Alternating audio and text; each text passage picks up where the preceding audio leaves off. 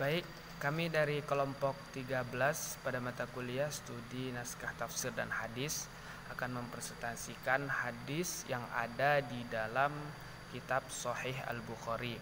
Pada mata kuliah ini dipimpin oleh Bapak Al-Mukarram Dr. Hasani MA. Mudah-mudahan beliau dipanjangkan umurnya oleh Allah Subhanahu wa taala dan senantiasa diberkahi oleh Allah Subhanahu wa taala. Amin ya rabbal alamin. Baik, kami dari kelompok 13 ada 3 pemateri. Yang pertama, saya sendiri sebagai moderator sekaligus pemateri hadis bagian pertama. Bismillahirrahmanirrahim. Haddatsana Al-Humaydi Abdullah bin Zubair qala haddatsana Sufyan qala haddatsana Yahya bin Sa'id Al-Ansari qala akhbarani Muhammad bin Ibrahim At-Tamni annahu sami'a Al-Qamah bin Waqqas Al-Laits yaqulu sami'tu Umar bin Khattab radhiyallahu anhu 'alal mimbar qala sami'tu Rasulullah sallallahu alaihi wasallam yaqul innamal a'malu binniyat wa innama likulli imri'in ma nawa faman kana hijratuhu ila dunya yusibuha aw ila imra'ati yankihuha fa hijratuhu ma hajara ilaih. Al-Humaydi Abdullah bin Az-Zubair menceritakan kepada kami dari Sufyan. Ia berkata, Yahya bin Sa'id Al-Ansari telah menceritakan kepada kami.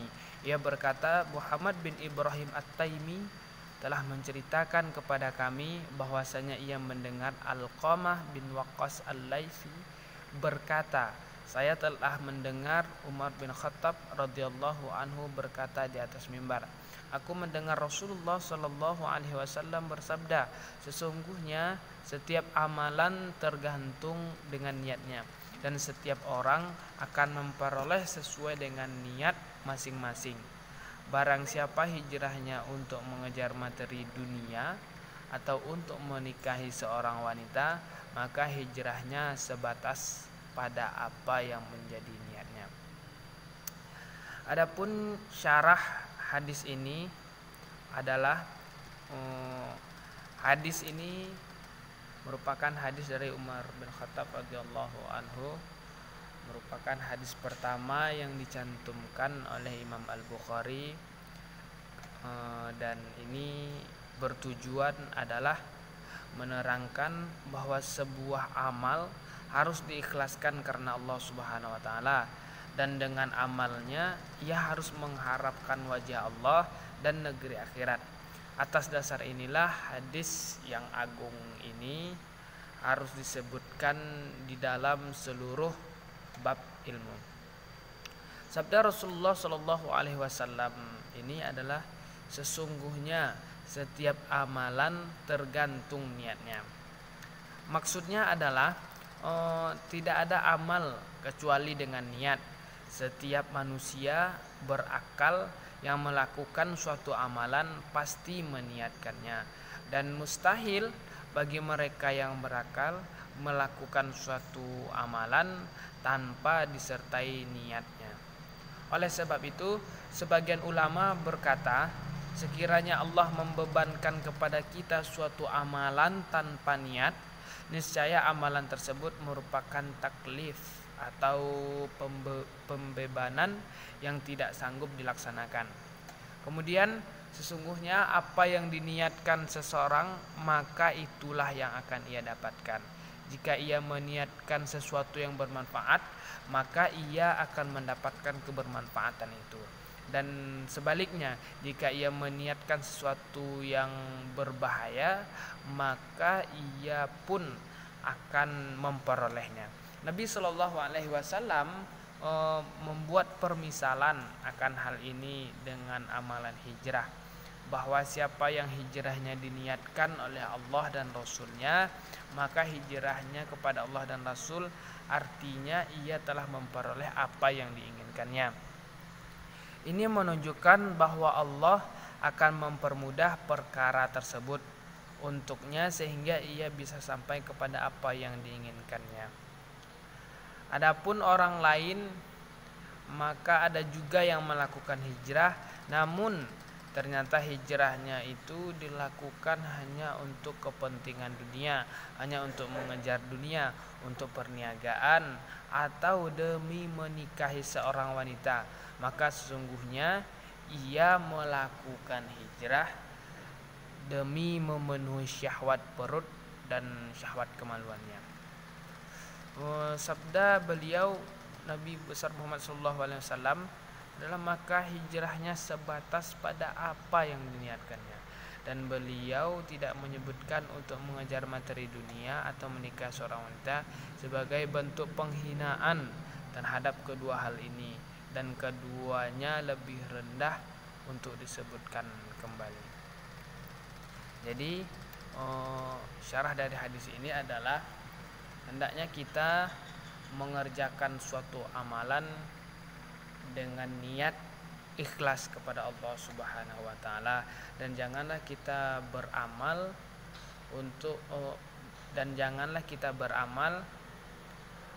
untuk mengharapkan kepentingan dunia.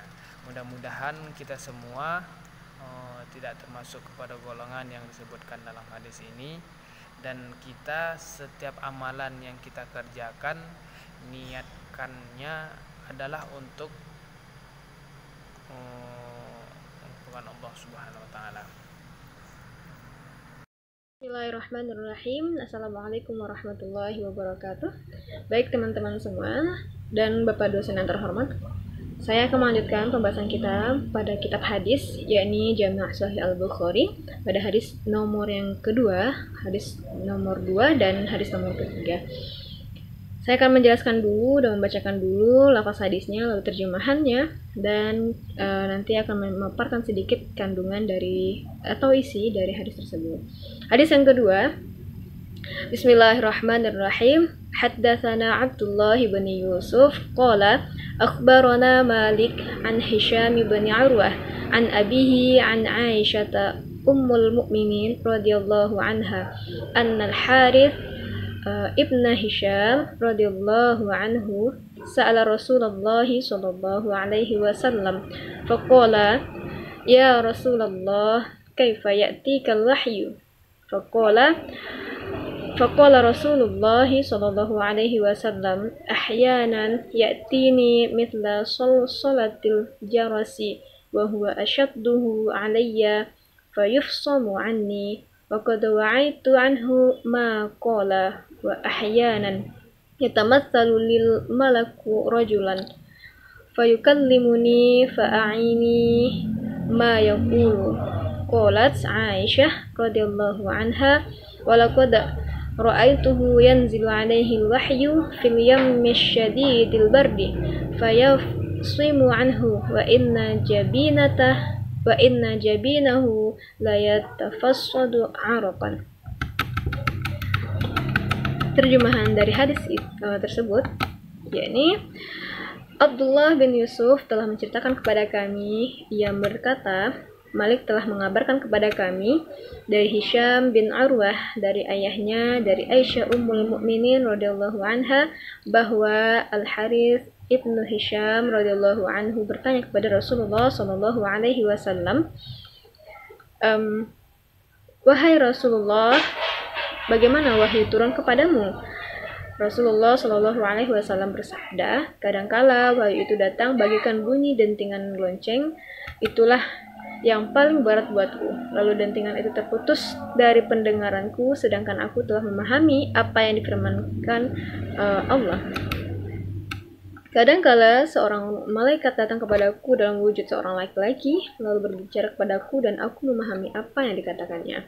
Aisyah radhiyallahu anha berkata, sungguh pada suatu hari yang sangat dingin, aku melihat langsung turunnya wahyu itu kepada Rasulullah Shallallahu Alaihi Wasallam. Ketika wahyu terputus dari pendengaran beliau, sungguh aku melihat keringat mengalir pada dahi beliau. Hadis riwayat Bukhari nomor 2. Nah, hadis ini berbicara tentang awal atau bagaimana turunnya wahyu. Nah, dalam hadis ini terkandung dalil bahwa cara penurunan wahyu kepada Nabi Muhammad SAW itu terbagi atas dua bagian. Yakni yang pertama, Nabi mendengar sesuatu seperti dentingan lonceng, kemudian wahyu diturunkan kepadanya.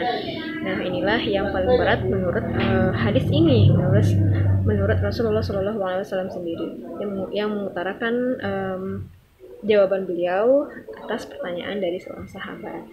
Lalu yang kedua, malaikat menjelma menjadi seorang manusia, menjadi seorang laki-laki, lalu berbicara kepada beliau. Setelah itu beliau menghafal apa yang disampaikan.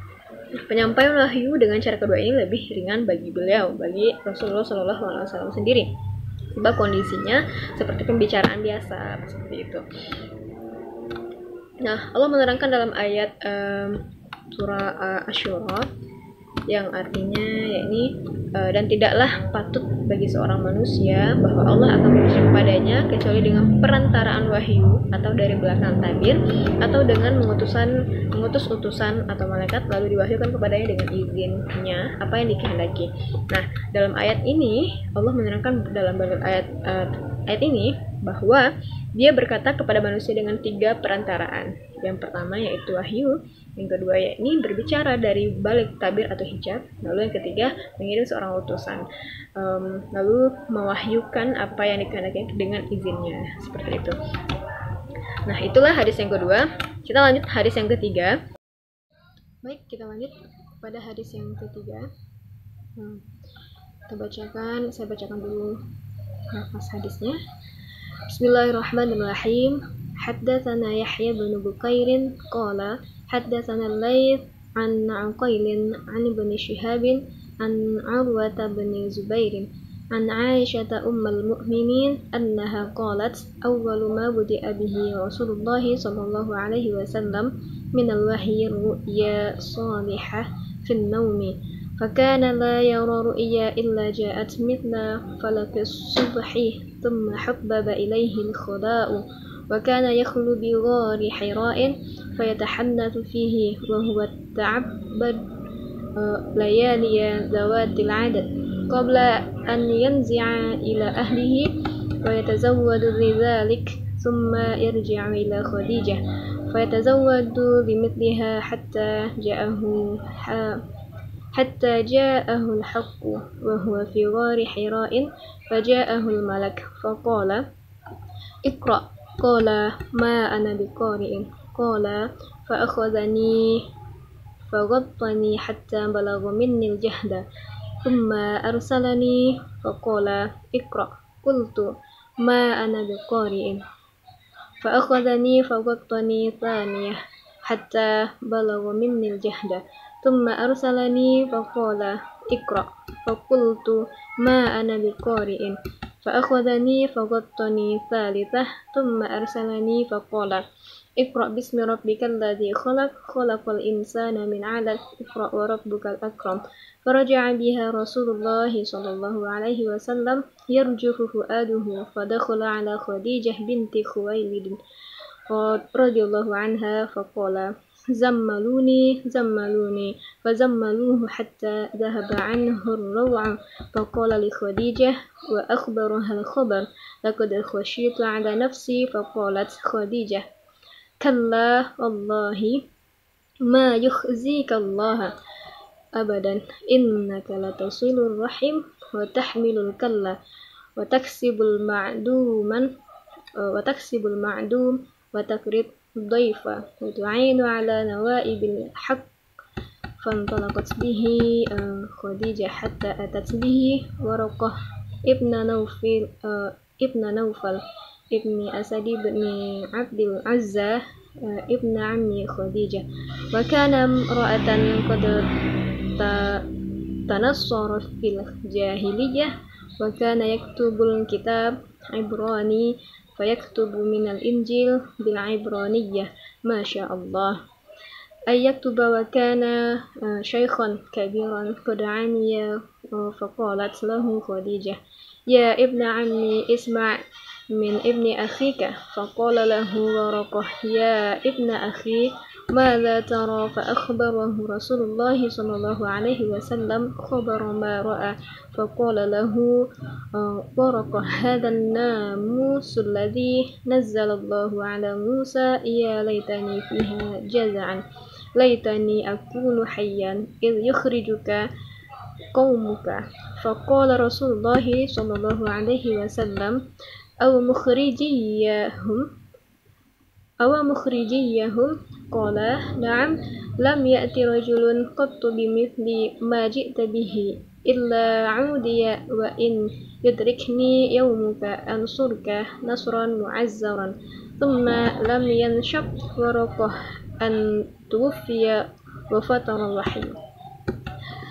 Terjemahan dari hadis di atas ini, Yahya bin Bukhair telah menceritakan kepada kami dari Al-Laits bahwa ia telah menceritakan dari Uqail, dari Syihab, dari Urwah bin Az-Zubair, dari Aisyah Ummul Mukminin radhiyallahu anha bahwa ia berkata, peristiwa yang dialami Rasulullah Shallallahu alaihi wasallam saat pertama kali menerima wahyu adalah mimpi yang benar. Biasanya setiap kali Rasulullah Shallallahu alaihi wasallam melihat mimpi, pastilah mimpi itu datang seperti cahaya fajar. Kemudian beliau menjadi suka menyendiri. Beliau biasanya menyendiri ke Gua Hira. Beliau menyendiri untuk mengerjakan ibadah dalam gua tersebut selama beberapa hari. Sebelum beliau kembali menemui keluarga, beliau biasanya telah menyiapkan bekal untuk itu. Begitulah beliau kembali menemui Khadijah untuk menyediakan bekal beribadah di Gua Hira seperti biasanya. Hingga akhirnya turunlah kebenaran atas beliau di Gua Hira. Seorang malaikat datang menemui beliau. Malaikat itu berkata, bacalah, aku tidak bisa membaca, jawabku. Malaikat itu mendekatiku dan memelukku hingga membuatku kepayahan. Kemudian dia melepaskan pelukannya lalu bertanya lagi kepadaku, bacalah, aku tidak bisa membaca, jawabku pula. Malaikat itu mendekati lagi dan memelukku untuk kedua kalinya hingga membuat kepayahan. Kemudian dia melepaskan pelukannya lalu bertanya lagi, bacalah, aku tidak bisa membaca, jawab beliau. Malaikat itu mendekatiku lagi dan memelukku untuk ketiga kalinya, hingga membuat kepayahan. Kemudian dia melepaskan kepelukannya, lalu malaikat itu berkata, bacalah dengan menyebut nama Tuhanmu yang menciptakan. Dia telah menciptakan manusia dari segumpal darah. Bacalah, Tuhanmu lah yang maha mulia. Quran Surah Al-Alaq ayat 1-3. Rasulullah Shallallahu alaihi wasallam kembali dengan membawa firman Allah tersebut dalam keadaan takut hatinya. Dia langsung menemui Khadijah binti Khuwailid radhiyallahu anha. Beliau berkata, semutilah aku. Maka Khadijah pun menyelimuti beliau hingga hilangnya rasa takut beliau. Rasulullah Shallallahu alaihi wasallam menceritakan peristiwa yang baru saja dialaminya. Kemudian berkata, aku mengkhawatirkan keselamatan diriku sendiri. Khadijah radhiyallahu anha berkata, demi Allah, jangan takut, Allah tidak akan menghinakanmu selama-lamanya. Bukankah engkau telah menyambung tali silaturahim, suka membantu orang yang butuh pertolongan, suka memberi orang fakir, memuliakan tamu, dan suka menolong dalam hal kebenaran? Khadijah radhiyallahu anha pun pergi membawa beliau menemui Waraqah bin Naufal bin Asad bin Abdul Uzza, salah seorang keponakan Khadijah radhiyallahu anha. Ia adalah seorang penganut agama Nasrani pada masa jahiliyah. Dia juga pandai menulis kitab dalam bahasa Ibrani. Ia banyak menulis Injil dalam bahasa Ibrani.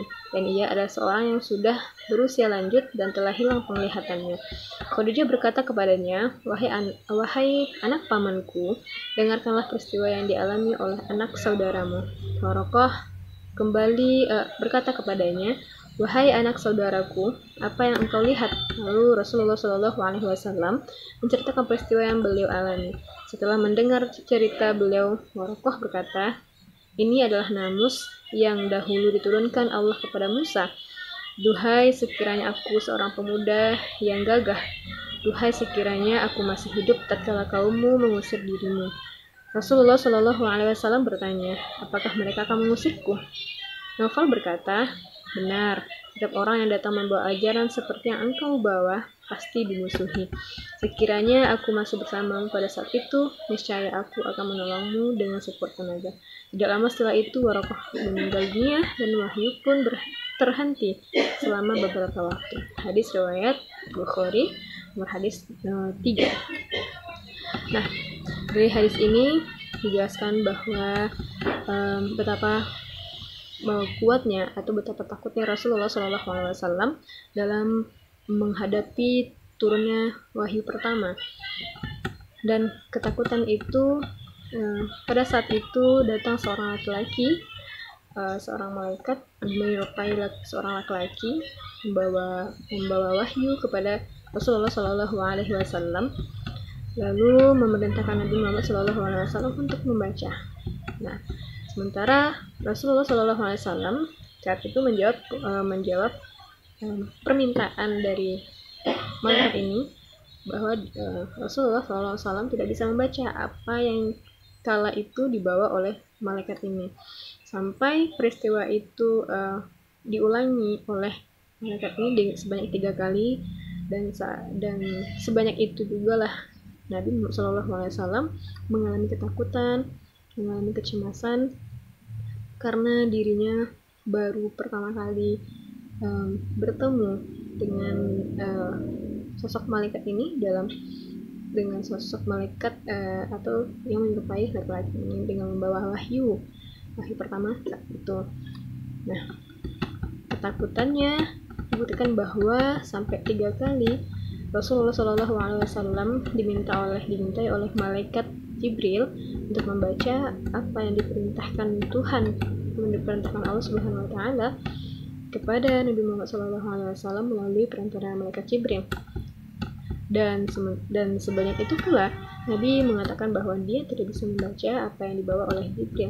Dengan ketakutan yang merasakan dan dialami oleh Rasulullah SAW, dengan perasaan itulah beliau pulang kepada lalu menemui Khadijah, lalu meminta Khadijah untuk menyelimuti beliau dan menceritakan kejadian yang telah beliau alami. Nah, disitulah Khadijah menceritakan sosok beliau atas kekhawatiran beliau bahwa Nabi saat itu mengira bahwa dirinya akan tidak mengalami suatu peristiwa yang akan mencelakakan dirinya. Dia, dengan kata lain, beliau mengkhawatirkan keselamatan hidupnya. Nah, di sanalah Khadijah, istri beliau, menenangkan beliau dengan menyebutkan beberapa karakter beliau, kepribadian beliau. Beliaulah yang sering menyambung silaturahim, beliaulah yang sering membantu orang lain, beliaulah. Sebenarnya hadis ini menceritakan bahwa peristiwa turunnya wahyu sangat amat berat sehingga Nabi Muhammad SAW pun sendiri tatkala itu tidak mampu untuk menerima wahyu pertama yang diturunkan oleh Allah Subhanahu Wa Taala melalui perantara malaikat Jibril.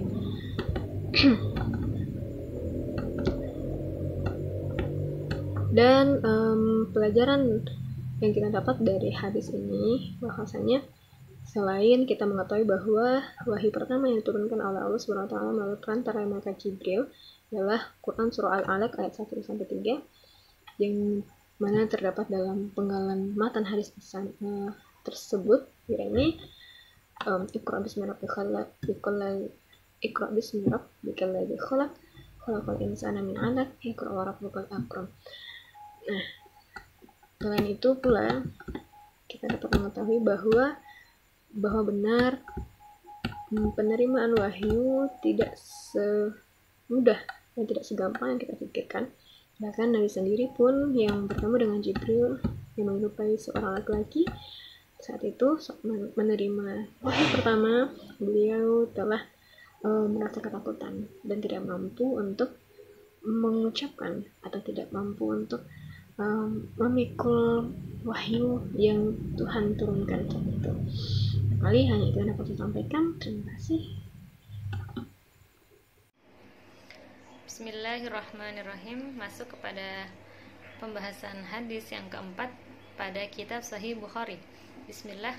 Qala Ibnu Syihab berkata, wa akhbarani Abu Salamah bin Abdurrahman, dan Abu Salamah bin Abdurrahman telah menceritakan kepadaku an Jabir ibn Abdullah al-Ansari, bahwa Jabir bin Abdullah al-Ansari qala berkata, bahwa yuhaddits an fatratil wahyu, menceritakan masa terputusnya wahyu. Faqala fi hadithi, ia berkata dalam hadisnya, baina ana amshi, ketika aku, yakni Rasulullah sallallahu alaihi wasallam sedang berjalan, id sami'tu sautan, tiba-tiba aku mendengar suara, minas sama, dari langit. Farafa'tu basari, lalu aku mengadahkan kepalaku, fa'idal malaku, ternyata itu adalah malaikat, alladzi ja'ani, yang pernah datang kepadaku, bihira'in, di gua Hira, jalisun 'alal kursi, duduk di atas kursi, bainas sama'i wal ardi, di antara langit dan bumi. Fara'ibtu minhu, aku menjadi takut karenanya. Faraja'tu faqultu, lalu pulang ke rumahku, lalu aku berkata, zummiluni, zummiluni, selimutilah aku. Fa'anzalallahu ta'ala, lalu Allah menurunkan ayat, ya ayyuhal muddathir kum fa'angdir, ila qaulihi warrujza fahjur. Wahai orang-orang yang berselimut, bangunlah, lalu berilah peringatan dan tinggalkanlah segala perbuatan yang keji. Ini adalah sebuah seruan langsung untuk menanggalkan kemalasan daripada manusia, yakni yang menyukai bersantai-santai, tidur dan menjauhi resiko dan bekerja keras. Masuk kepada hadis yang kelima. Bismillahirrahmanirrahim. Haddatsana Musa bin Ismail. Musa bin Ismail menceritakan kepada kami, qala, dia berkata, haddatsana Abu Awanah. Abu Awanah telah menceritakan kepada kami, qala, ia berkata, haddatsana Musa bin Abi Aisyah. Musa bin Aisyah telah menceritakan kepada kami, qala, ia berkata, haddatsana Sa'id bin Jubair. Sa'id bin Jubair telah menceritakan kepada kami, an Ibnu Abbas, fi qaulihi ta'ala, dari Abdullah bin Abbas radhiyallahu anhu, tentang firman Allah ta'ala, la tuharrik bihi lisanaka lita'jala bih, jangan engkau Muhammad, yakni gerakan lidahmu untuk membaca Al-Qur'an karena hendak cepat-cepat menguasainya. Qala kana Rasulullah sallallahu alaihi wasallam, Ibnu Abbas berkata, Rasulullah sallallahu alaihi wasallam yu'alij minat tanzil syiddah, merasakan kepayahan yang sangat saat menerima wahyu. Wa kana mimma yuharrik syafataini, untuk mengatasinya beliau gerakan kedua bibir beliau. Faqala Ibnu Abbas melanjutkan, maka ia berkata, fa anna uharrikuhuma lakum kama kana Rasulullah sallallahu alaihi wasallam yuharrikuhuma, aku akan menggerak-gerakkan bibirku sebagaimana Rasulullah sallallahu alaihi wasallam menggerak-gerakannya. Wa qala Sa'id berkata, uharrikuhuma kama ra'aitu Ibnu Abbas yuharrikuhuma faharrik syafataihi, aku akan menggerakkan kedua bibirku sebagaimana yang telah aku lihat bahwa Ibnu Abbas telah menggerakkannya, maka aku menggerakkan kedua bibirku. Fa anzalallahu ta'ala, kemudian turunlah ayat, la tuharrik bihi lisanaka lita'jala bih, inna 'alaina jam'ahu wa qur'anah, qala jam'ahu laka fi sadrika wa taqra'ahu, sesungguhnya kami yang akan mengumpulkannya dan membacakannya. Fa idza qara'nahu fattabi' qur'anah, apabila kami telah selesai membacakannya maka ikutilah bacaannya. Qala fastami' lahu wa ansit, yakni diam dan dengarkanlah bacaannya. Tsumma inna 'alaina bayanah, kemudian sesungguhnya kami yang akan menjelaskannya. Tsumma inna 'alaina an taqra'ahu fa kana Rasulullah sallallahu alaihi wasallam, kemudian kamilah yang menjamin engkau bisa membacanya. Ba'da dzalika idza atahu Jibrilu istama'a, setelah itu apabila Jibril alaihissalam datang membawa wahyu, maka beliau diam mendengarkannya. Fa idza talaqa Jibril qara'ahu Nabi sallallahu alaihi wasallam kama qara'ahu, setelah Jibril pergi barulah Rasulullah sallallahu alaihi wasallam membacanya sebagaimana bacaan Jibril. Hadis ini dimaksudkan daripada Allah meminta kepada Nabi Muhammad agar tidak tergesa-gesa dalam membaca Al-Quran ketika sedang menerima wahyu yang sedang disampaikan oleh Jibril, karena sesungguhnya Allah telah menjamin dan telah memberikan janjinya bahwa Al-Quran akan dikumpulkan ke dalam dada Nabi Muhammad SAW. Maka setelah itu Nabi akan membacakannya, jadi tidak akan mudah lupa. Mungkin itu yang dapat saya sampaikan.